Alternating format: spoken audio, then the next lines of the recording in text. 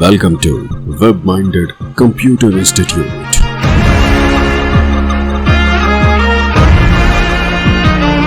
Then like, subscribe and share. इस session में हम जानकारी लेंगे ऑनलाइन बैंकिंग की ट्रेनिंग के बारे में। हम किसी को भी अपने अकाउंट से पैसा या फंड ट्रांसफ़र कर सकते हैं। इसके लिए हम इंटरनेट बैंकिंग, मोबाइल बैंकिंग या एसएमएस बैंकिंग का प्रयोग कर सकते हैं। आइए सीखते हैं कि किस प्रकार हम आसानी से ऑनलाइन बैंकिंग का प्रयोग कर सकते हैं और किस प्रकार हम अपने पैसे को ट्रांसफ़र कर सकते हैं। इसके लिए कुछ चीज़ों या कुछ टर्म्स की जानकारी होना आवश्यक है, तो आइए उसकी सबसे पहले जानकारी लेते हैं। सबसे पहले बात करते हैं ऑनलाइन बैंकिंग में प्रयोग होने वाले अकाउंट्स के बारे में। मुख्यतः अकाउंट्स दो तरह के प्रयोग होते हैं ऑनलाइन: रिटेल सिंगल यूज़र के लिए या कॉर्पोरेट जो कि सिंगल या मल्टीपल यूज़र के लिए प्रयोग किया जाता है। मोस्टली जो नॉर्मल क्लाइंट या कस्टमर रहता है बैंक का, वो रिटेल कस्टमर होता है, जबकि जो कंपनियों में लगे हुए लोग होते हैं वो कॉर्पोरेट कस्टमर कहलाते हैं। बैंकिंग ट्रांजैक्शन के लिए आपके पास तीन माध्यम अवेलेबल रहते हैं, अर्थात आप तीन तरीके से बैंकिंग ट्रांजैक्शन कर सकते हैं: NEFT national electronic funds transfer, RTGS stands for real time gross settlement, और IMPS इमीडिएट पेमेंट सर्विस। तीनों तरह की सर्विसेज बैंक के द्वारा प्रोवाइड की जाती हैं और तीनों के द्वारा ही फंड ट्रांसफर किए जा सकते हैं, लेकिन तीनों में थोड़ा सा भेद है, अर्थात तीनों में थोड़ा सा फर्क है। सबसे पहले ये बात करते हैं कि किस प्रकार का कौन सा फर्क हमारे पास आएगा अगर हम तीनों में से अलग अलग प्रकार के ऑप्शंस का चुनाव करते हैं। सबसे पहले बात करते हैं ट्रांजैक्शन टाइमिंग की। दूसरे और चौथे शनिवार को छोड़ के जो आज तक की व्यवस्था है बैंकिंग में, मंडे से सैटरडे तक आप NEFT को सुबह 8 से लेकर शाम के 6:30 बजे तक कर सकते हैं। अर्थात आप किसी को भी फंड ट्रांसफ़र करने के लिए NEFT का प्रयोग कर सकते हैं, परंतु जो समय है वो 8 से 6:30 बजे तक है। वहीं पे यदि आप RTGS का प्रयोग करना चाहते हैं तो 8:15 से लेकर 4:15 बजे तक, और इसी तरह से IMPS में 24/7 आप कभी भी किसी को भी पेमेंट भेज सकते हैं। लेकिन यहाँ पे ट्रांजैक्शन लिमिट्स भी हैं। किस प्रकार की लिमिट है उसकी जानकारी लेते हैं। अब यहाँ पे दिए गए चार्ट से हम समझते हैं किस प्रकार से हम पेमेंट्स को किन किन माध्यम के द्वारा भेज सकते हैं। यदि हम NEFT की बात करें तो मिनिमम 1 रुपये से लेकर मैक्सिमम 10 लाख रुपए तक आप ट्रांसफ़र कर सकते हैं।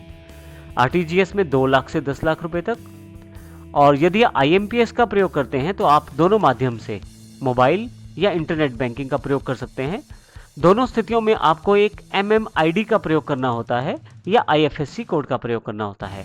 IFSC कोड आपके अकाउंट नंबर से जुड़ा होता है जो आपकी बैंक के ब्रांच की जानकारी देता है।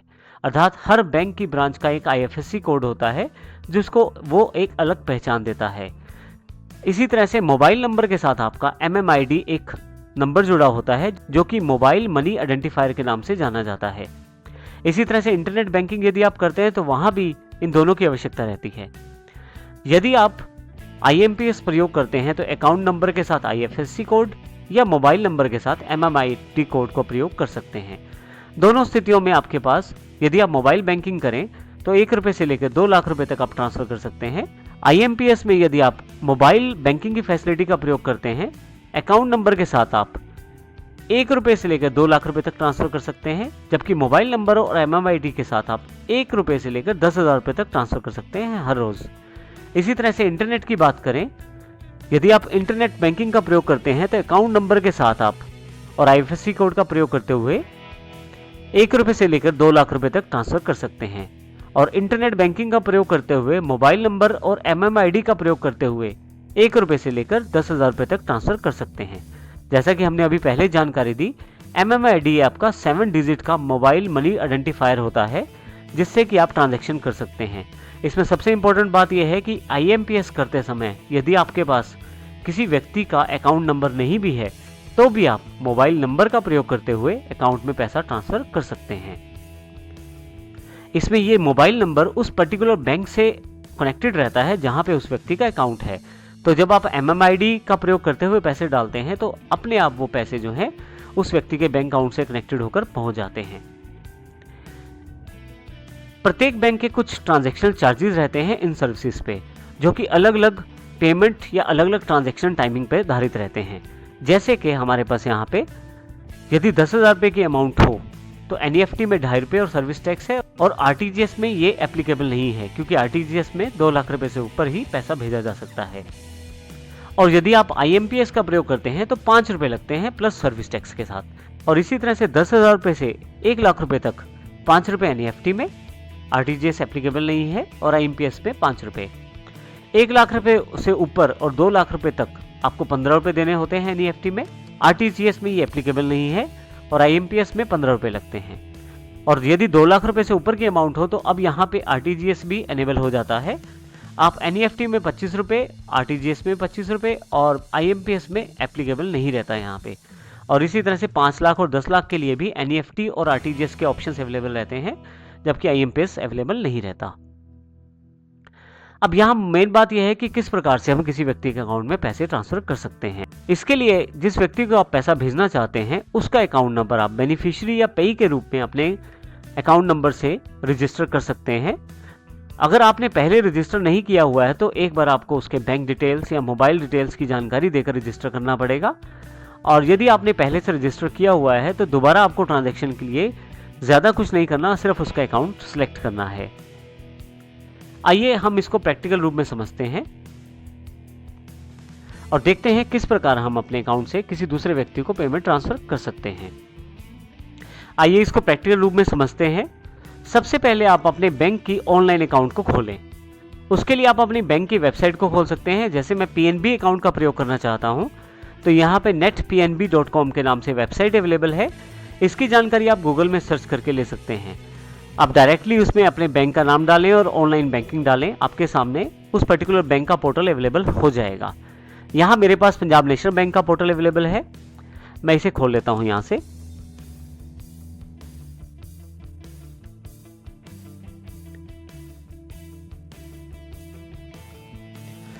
देखिए मेरे पास पंजाब नेशनल बैंक का पोर्टल खुल गया है।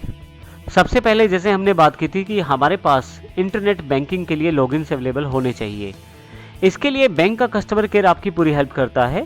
आप इंटरनेट से उस पर्टिकुलर बैंक के कस्टमर केयर का नंबर ले सकते हैं और ऑनलाइन आप अपना अकाउंट क्रिएट कर सकते हैं। हमारा ये ट्यूटोरियल ऑनलाइन अकाउंट क्रिएट करने के पश्चात का है।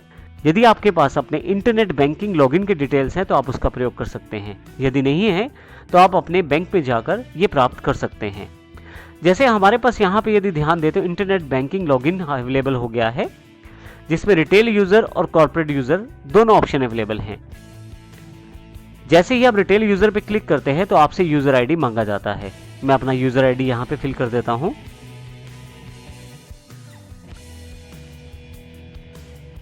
यूजर आईडी फिल करने के पश्चात आपके पास कुछ फ्रेज डालने को बोला जाता है और अपना जो यूजर आईडी का पासवर्ड है वो आपको देना है। यहाँ पे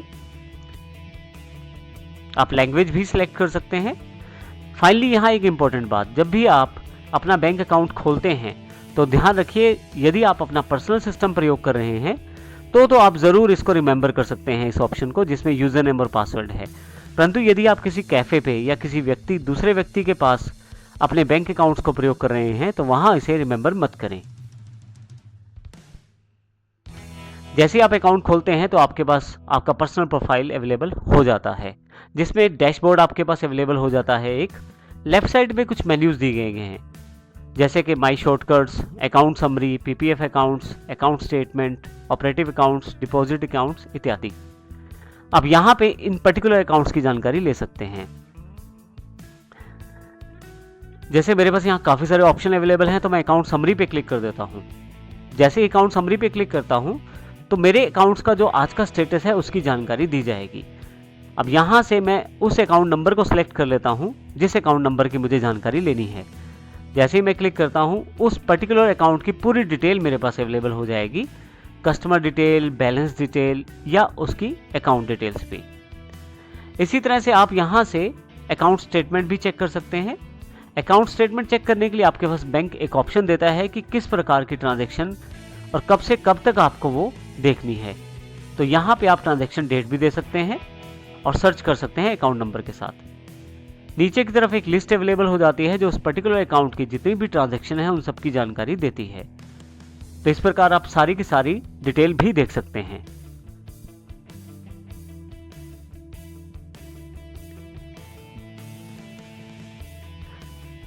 नेक्स्ट, यदि आप किसी को पैसा भेजना चाहते हैं, जो कि हमारे ऑनलाइन ट्रेनिंग ट्यूटोरियल का जो मुख्य उद्देश्य है उसकी जानकारी लेते हैं आप, उसके लिए सबसे पहले आपको उस व्यक्ति का अकाउंट अपने पास ऐड करना ज़रूरी है।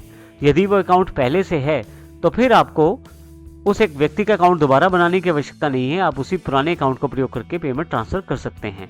तो आइए देखते हैं ये प्रोसेस किस प्रकार से होगा। सबसे पहले मैनेज बेनिफिशियरी को आप क्लिक करेंगे।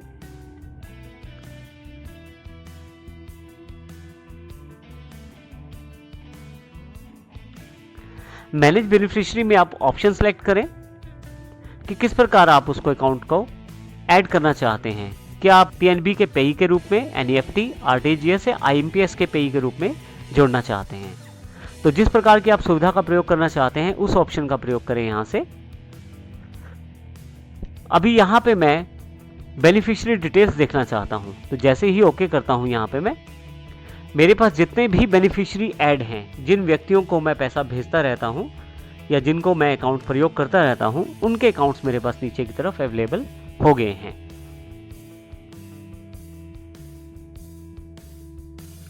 यहाँ हमारे पास ट्रांजैक्शन की अमाउंट भी अवेलेबल है और नंबर ऑफ ट्रांजैक्शन भी उस पर्टिकुलर अकाउंट के साथ अवेलेबल हैं।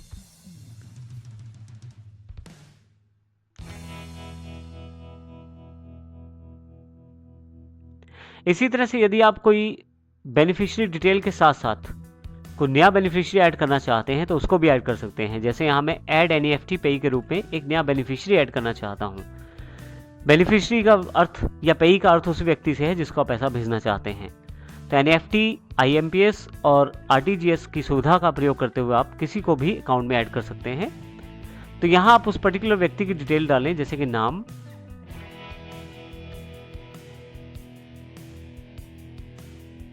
उसका निकनेम, अकाउंट नंबर, उसका अकाउंट नंबर डालें। अकाउंट नंबर को कंफर्म जरूर करें एक बार, जो कि यहां रिक्वायर्ड है। आपके पास जितने भी रेड स्टार के साथ ऑप्शन है उन सभी को भरना आवश्यक है। तो आप इन सभी डिटेल्स को भरें। जिस व्यक्ति के अकाउंट में पैसे डालने हैं उस व्यक्ति के ब्रांच अकाउंट का आपको आईएफएससी कोड पता होना चाहिए। यदि आपके पास नहीं है तो यहां से आप इसे क्लिक करके ढूंढ सकते हैं। आप केवल बैंक का नाम डालें और बैंक का ब्रांच नेम डालें, सर्च करेंगे तो आपके पास पर्टिकुलर बैंक के सभी आईएफएससी कोड अवेलेबल हो जाएंगे उस पर्टिकुलर एरिया के। जैसे मैं यहाँ यमुनानगर के बैंक्स के ढूंढना चाहता हूँ। फाइनली इसके पश्चात आपको नीचे की तरफ मैक्सिमम लिमिट अमाउंट डिसाइड करनी है, कितनी आप मैक्सिमम भेजना चाहते हैं उसे। अब यहाँ से अमाउंट देने के पश्चात मैक्सिमम नंबर ऑफ ट्रांजैक्शन को भी सेट कर सकते हैं। फाइनली एग्री करें और कंटिन्यू करें। एनईएफटी देखें आप पे ऐड हो गया है आपके पास यहाँ पे। कुछ बैंक ट्रांजैक्शन पासवर्ड मांगते हैं तो आप ट्रांजैक्शन पासवर्ड जरूर फिल करें यहाँ पे, जिसके द्वारा आपकी ट्रांजैक्शन आसानी से की जा सके। सबमिट कर दें इसे।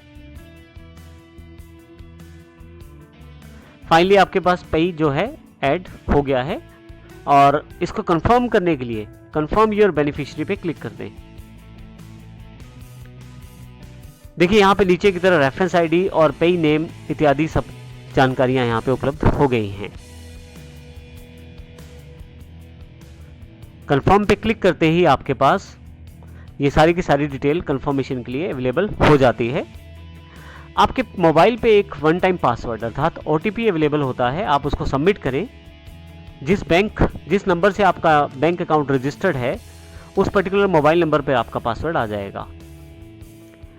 फाइनली देखें सेल्फ कंफर्मेशन सक्सेसफुली कंप्लीटेड हो गया है। अब मैनेज बेनिफिशियरी पर जाकर दोबारा किसी पर्टिकुलर बेनिफिशियरी को दोबारा से चेंज भी कर सकते हैं। व्यू बेनिफिशियरी पर जाएं। अगर अकाउंट्स की डिटेल्स में कुछ चेंज करना है आपको तो वो आसानी से आप कर सकते हैं। सभी पेज की यहाँ पे लिस्ट अवेलेबल है।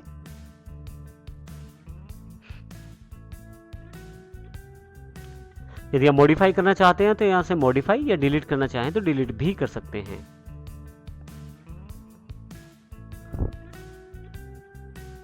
आइए अब बात करते हैं पैसे किस प्रकार से भेजने हैं।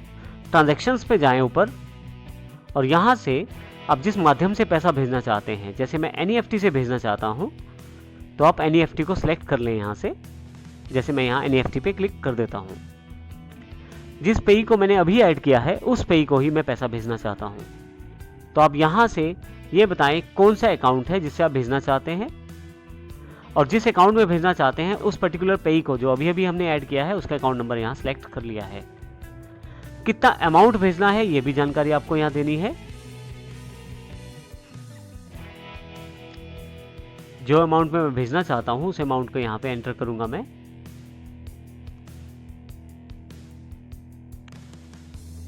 फाइनली कुछ रिमार्क्स देना चाहते हैं तो वो रिमार्क्स भी दे सकते हैं आप। देखिए ट्रांजैक्शन डेट वगैरह सब चीज़ें वहीं पे हैं।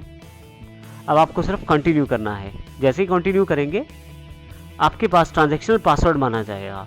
ये वही ट्रांजैक्शनल पासवर्ड है जो आपने पहले प्रयोग किया था जब हम इस अकाउंट को ऐड कर रहे थे। अब जैसे ही सबमिट करते हैं आपकी ट्रांजैक्शन जो है वो कंप्लीट होती है और इसका मैसेज भी आपके पास यहाँ पे आ जाता है। तो इस प्रकार आप आसानी से किसी को भी पैसे भेज सकते हैं।